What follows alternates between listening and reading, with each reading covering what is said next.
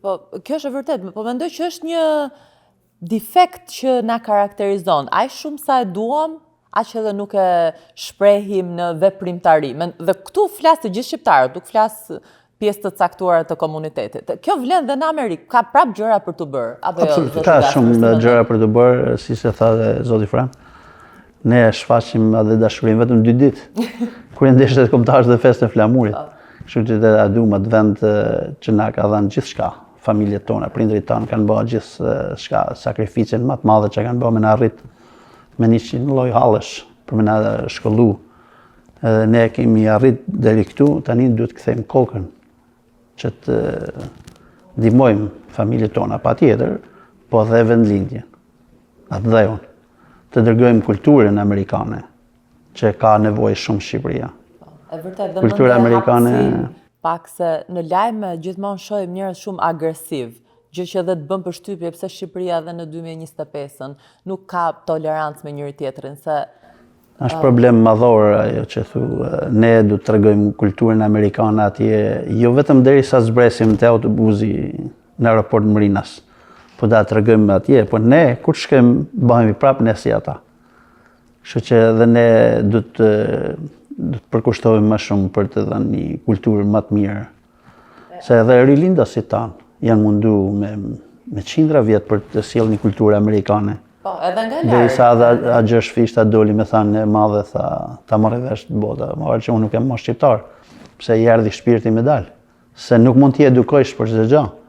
Kështu po ne do të vazhdojmë bëjmë detyrën. Dhe në fakt rilindas dhe gjithmonë ju ka ardhur shpirti. Shpirti. Po çudi, ka diçka që nuk funksionon. Mos jemi ne me timon të kundër, dy anglezë, apo jo. Zoti Fran. To them të vërtetën, I love England. Pretty much unë jam rrit në Britaninë të Madhe. Se erdha herët dhe tani jam erdha të thush single man edhe jam edhe gjysh. A kupton edhe është Anglia ka transformu jetën e shumë shqiptarëve, por jo vetëm të atyre që jetojnë në Britaninë të Madhe, por edhe të familjarëve të tyre. Sepse sigurisht remitancat që dërgohen. Unë mendoj që ne shqiptarët kemi një gift, një dhunti që bëjmë shumë për familjarët tonë në Shqipëri. Më shumë se sa gift, mendoj që është vlerë e mbarvajtur ndër breza, që edhe duam që edhe ta vazhdojmë ta mbajmë, sepse rritemi me rregulla që nuk vjen asgjë përpara familjes, se mos të kryejmë atë ftohtësinë dhe kur jemi së largëti. Kjo është një ndër gjërat e mira, se shqiptarët mund të kenë defekte, por besoj që kanë më shumë të mira se sa defekte. Unë uroj shumë që mos ta marrim atë traditë që nesër mas nesër kur na plaken prindrit ose kur plaken mund vetë që të më dampin në një nursing home. Uroj shumë. Personalisht nuk do ta lejoja kur as nuk e lejoj që prindrit e mi të përfundojnë një. E kuptoj. Kjo është një temë e gjerë që ha debat, sepse brezat e rinj kanë qasje të kenë një prirje tjetër në të ardhmen. Mendoj kështu pak me humor, mendoj që ju prindrit e së tashmes mos t'i prisni me shumë keqardhje gjëra. Por diçka është e mirë. Brezi juaj ka punuar shumë, ndër brezat që ka punuar më shumë sepse keni jetuar 2 sisteme. Kështu që jam shumë e bindur që ju jeni nga ata brezat shumë sakrifikues që mendoni edhe për pleqërinë, mendoni t'i bëni mirë llogarit, pa i rënë shumë në qafë. Shumë drejt. Fëmijëve, por gjithashtu mendoj që nëse familjet e bëjnë punën siç duhet, duke përçuar këto vlerat, nuk mendoj që ka ndonjë fëmijë që ka kënaqësi ta shohë prindin. Duhet ta marrim në konsiderat sepse është edhe busy life there.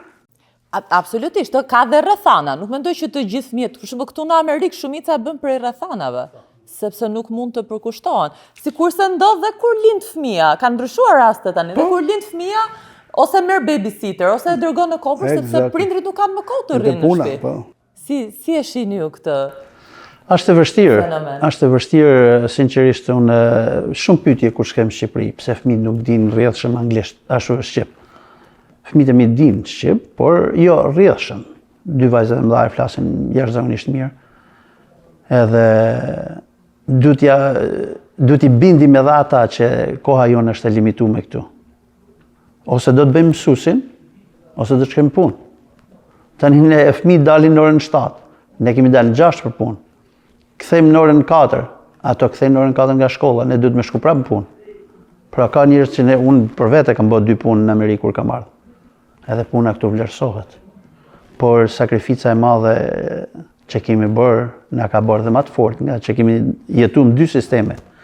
Edhe në sistemin e qoflargut, edhe në sistemin e demokracisë i burite, që akoma si jemi në demokraci, por prapë kemi hetë shumë. Për 35 vjetë që jemi çliru nga sistemi diktatorial, kemi hetë shumë. Edhe paktën fëmijëve tanë t'ju tregojmë edhe t'i aspirojmë që Shqipërinë ta duan.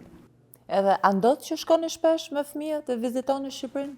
Zakonisht paktën një herë në vit shkoj me familje, me fëmijët, se të paktën ta kuptojnë jetën reale, se çfarë mira shkan në Amerikë. Unë nuk mendoj që ka ndonjë fëmijë që shkon me pushime dhe nuk e do shumë Shqipërinë. E duan shumë Shqipërinë, e duan jashtëzakonisht Shqipërinë, i duan shqiptarët, e duan traditën shqiptare, edhe fëmijët e mi sot më shku në përdhomet e tyre kanë secili flamur shqiptar.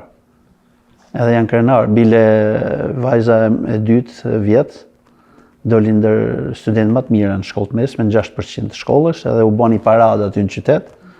Kishte marrë atë golf cart që kam aty për me luaj golf, edhe kishte vënë flamurin shqiptar, pa i thanë asnjë njeri, vetëm ishte krenari.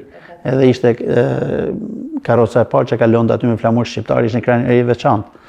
Pra fëmijët tonë na kanë bërë krenar këtu, ne do të insistojmë që kultura, traditat shqiptare mos na humbin. Se kalon një brez i vështirë, sa brezi i teknologjisë. Po dhe përveç kësaj, Shqipëria e ka njohur emigracionin në këto vite më shumë se kurdoherë dhe është më shumë gjysma shqiptarëve jashtë kufive se sa brenda. Kështu që nëse nuk do ta mbanim gjallë, ndoshta nuk do të kishte Shqipëri në të ardhmen. Ndoshta një 70%. Po, besoj që në fakt janë më së shumti janë jashtë kufive se sa ata. Edhe kjo është një temë shumë e gjatë që duhet diskutuar kur është një natë bore. Që s'ke ku me dalë jashtë. Natë dimri. Natë dimri. Edhe mendoj që politika shqiptare ka bërë më shumë që shqiptarët largohen sa se ati mbaj aty. Të janë diskutime, sikur se tha dhe ju, që nuk do mbaronin me ajsa po mundohemi ne të prekim paksa nga jeta që ju bëni konkretisht në shtetet ku jetoni, aq edhe nga kontakti që keni me Shqipërinë. Ju, zoti Fran, si e keni marrëdhënie me Shqipërinë? Marrëdhënie me Shqipërinë i çoni fëmijët? Pa diskutim, pa. Desha kur theti që fëmijët tanë që shkojnë në Shqipëri dhe vizitojnë, e më e bukur është se kur kthejnë, morin edhe shok Venali, ose shoqe Venali, edhe ikin atje. Dhe kjo është gjë bukur. Vetëm kur të morin telefon, babi thot, jam në Albania, thot, në Kasamil. Kasamil. Në fakt edhe Riviera... Që ta din popullin, unë ja di emrin Kasamil. Po, absolutisht e kuptua. Ato janë shqiptimet fëmijëve të rritur jashtë. Jam në Kasamil. Dhe Riviera bregdetares nga veriu deri në jug është bërë edhe më e famshme dhe më aksesuar, edhe për faktin se të gjithë ata që jetojnë jashtë marrin edhe shoqëri, miqësi. Shumë e vërtetë. Ka filluar kohët e fundit ka filluar që të reklamohet shumë edhe nga amerikanët. Shumë. E vërtet, po Shqipëria sot është shumë e njohur, po të thuash janë Albanian, asnjëri nuk është që where is Albania, se në vitet e para No surprise there. Nuk ka surprise, e vërtet. Edhe nga personazhet e njohur, tashmë edhe futbolli po merr këtë hovin, edhe djemë të talentuar, edhe biznesmenët, ka shumë gjëra që kanë ndikuar. Ndërsa që ti kthem pyetjes tënde që më the a shkon shpesh, unë jam më afër se Gaspri, unë kam 2 orë 50 minuta dhe shkojmë shumë shpesh, 3-4 herë në vit. Ju të Europës jeni me fat, nëse kemi këtë fatin. No, ju keni ardhur tek unë siç i them Gaspri shpesh herë edhe një fshatari tim John Cakës që është në New York. Ju jeni vllai i madh. Nëse ne jemi vllai i vogël. Domethënë vllai i vogël është më i përgëdhelur. Gjithmonë. Ju jeni vllai i madh që duhet na marrni ne më afër. Si e shihni kontributin që doni të jepni në Shqipëri? A mendoni për shembull ndonjëherë të hapësh ndonjë biznes në Shqipëri? Ke menduar që mund të kesh një vit kontakti për t'u kthyer pas disa vitesh edhe të nisësh një iniciativë të re? Më thatë që këtu jeni fokusuar tek biznesi i restoranteve, pra tek kulinaria. Për ne mendoj që është shumë e vështirë që ne që kemi të hapim një biznes atje. Sepse prap dalim të politika, shumë mest të çdo gjë është politika. Kurse këtu je njëri I lirë. Do të thënë problematikat ligjore janë ato shumë Problematikat ligjore, korrupsioni, burokracia e madhe. Këtu ti nuk ke nevojë të shkosh për dokumentet e makinës.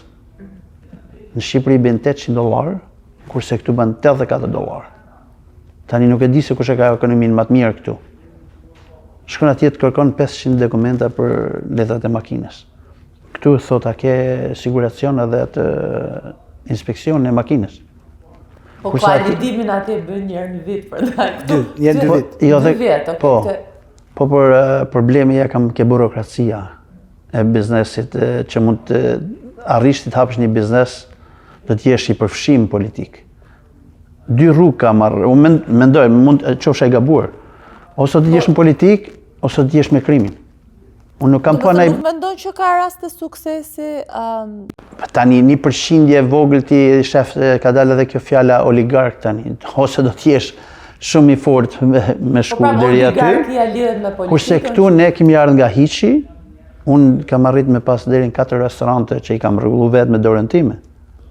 Edhe je njeriu më I respektuar në qytet.